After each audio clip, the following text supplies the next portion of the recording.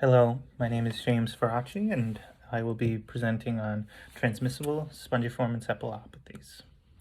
All right, so let's get into it. First, we're going to look at background information. So, what are TSEs? They are a group of often fatal infections that affect the brain and nervous system of many animals, including humans. And the diseases vary from Creutzfeldt-Jakob disease to Kuru, um, and then mad cow's disease, as well as many others. So they're caused by a specific type of protein called prions. So what are prions? Prions are misfolded proteins that are deformed in their tertiary structure, and so therefore lead to a deformed shape, and then they're infectious, so they disform other proteins as they come in contact with them. All right, so the neurobiology of the disease. So quoting James in 1997, he talked about them saying that the abnormal isoform of the prion protein accumulates in the central nervous system and has the same exact amino acid sequence and the same molecular weight as the normal one, but just a much longer half-life, leading to a resistance to proteolytic digestion. So exactly how do they do this? It's not really well known, but it could be anything from a direct effect on the neurons, or it leads to toxicity within microglia and astrocytes, which then affect the neurons indirectly. So the other part of the study that I found specifies that the severity of the disease is largely based upon the brain region being affected due to functionality, but also because of the level of glycosylations normally seen within the structures on hand. So it's just the more advanced the level of glycosylations, the more advanced the disease is. Okay, so taking a schematic from another study, they show a proposed mechanism of molecular pathogenesis. So there's a mutation that occurs in normal prion proteins, which can be abbreviated PRP, and you can see throughout the schematic they have it abbreviated as that, and proteins are no longer forming into detergent-resistant microdomains on the surface of the membrane, and therefore they go on the surface and kind of aggregate with other infected cells that are neighboring, and then when they aggregate, this forms vascular neurodegeneration, which is basically the holes that make up the spongy part of the spongiform encephalopathy. So how do we come to know about prions? They're not easily seen. They're not a living organism that you can culture or anything like that. So it was actually started by Prushner, who is kind of the father of prions. He was the first one to really look at it as a pathogenic agent rather than just a mutation. So in his 1982 paper, novel protein cutaneous infectious particles cause scabies, was one of the first to establish this idea of it being a pathogenic agent and not just a mutation in a larger problem. So he continued on with this work, and basically the entirety of his career was about that. He ended up winning a Nobel Prize in it, actually. So he looked at the purification as well as the genetic aspects that cause this change in the normal prion proteins. Over here you'll see an image that was taken from a later paper talking about the history of prions, and it basically shows at each step how one component of a discovery led to this overall component. So first we had to know that there was a disease, which was first seen in sheep, before we could really care about it. So then once we found that that was something of interest to us, then we started to look more deeply into what is going wrong in the body that occurs that makes it happen like this. So we throughout time they had the cracking of the genetic code. They have a lot of other aspects of Watson and Crick's work that really gave more light to prions, because prions are just proteins that were transcribed and formulated wrong within the body. So, and they have up until now, they were able to, in 2010, synthesize a protein in vitro in a lab that was infectious. So that was a big step for us in now understanding it, because now we can actually culture it and be able to look further into it.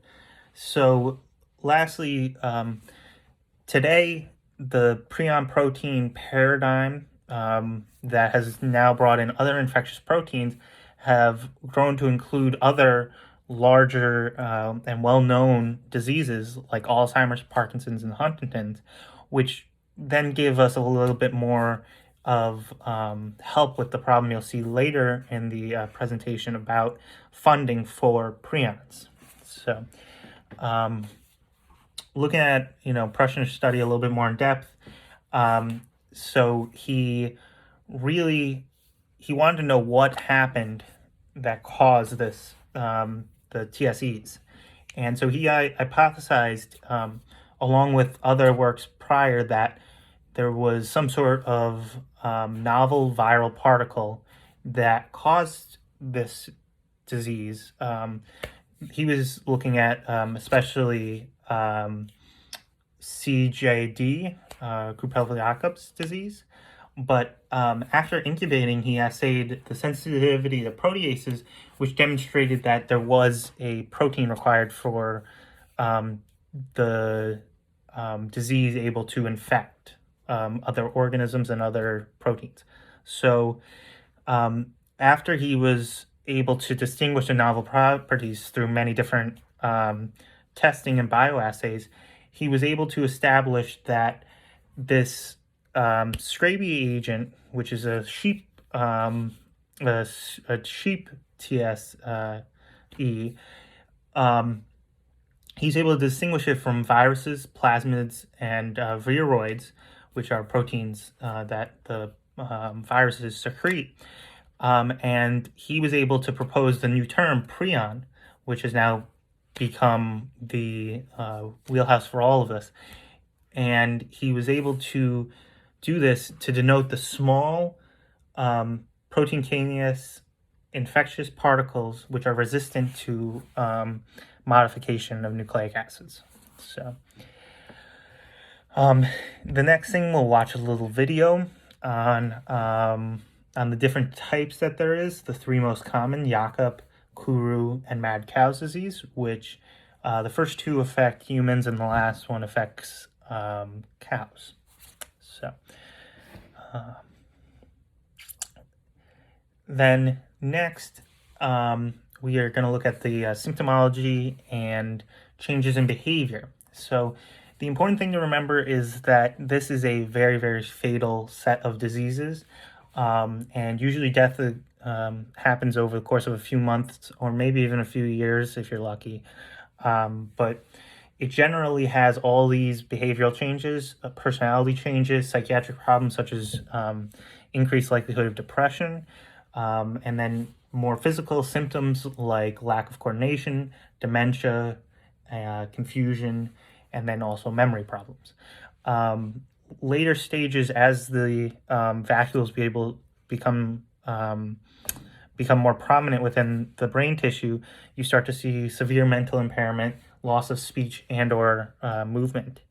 But this is generally across all human TSEs, but we also have some disease-specific symptoms like TJD or CJD has blurred vision or blindness and sudden jerky movements, almost Parkinson-like. Kuru has the interesting pathologic bursts of laughter, which is why it was coined as the laughing disease in a lot of the African countries that it affects.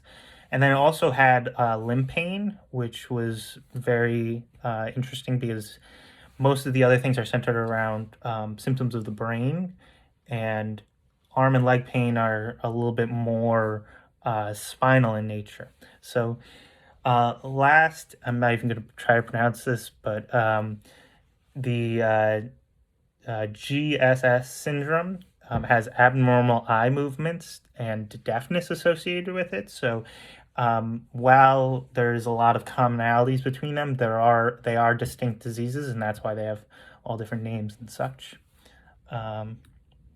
So why is this important? It's really important because it's a very, very fatal disease. It doesn't have a very good survival rate associated with it, and there's not much to cure it. And it affects, humans and animals alike.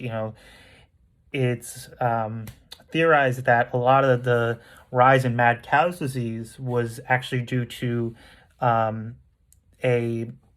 single cow getting it, and then eventually after they died, the farmers would feed the other animals this same dead carcass, which included the brain, and that's how it was able to spread.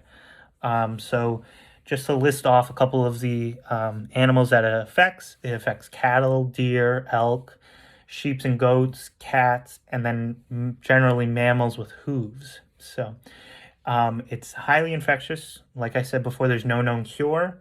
It's unlike some other really fatal conditions like the ones mentioned before that are now in this infectious protein paradigm. There's no conventional diagnosis because largely all you have to go based on is behavior and the vacuoles forming in the brain. You can't really see those on just a common study. So that's another part of it. And then lastly, it's important to remember that these prion proteins are healthy within all people. So it's something that everyone is susceptible to because these proteins can mutate at any point. So what's next? It's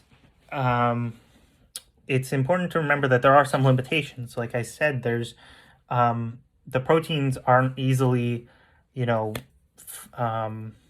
able to be cultured, and so there's not a lot of it replicates sluggishly within the existing cell culture models that we have, and many of the current tools that are used for other infectious diseases can't be used in prion diseases. And then lastly, before there was, up until very recently, there was very few laboratories designed for research with biohazard materials for prions particularly. And so that's another thing to consider. And lastly, our future directions. With all this in mind, effective treatment strategy for prion proteins, we're looking at all different types of mechanisms, including small molecule inhibitors, anti-prion antibodies, and prion gene disruption. Also, we want more tools to study prions.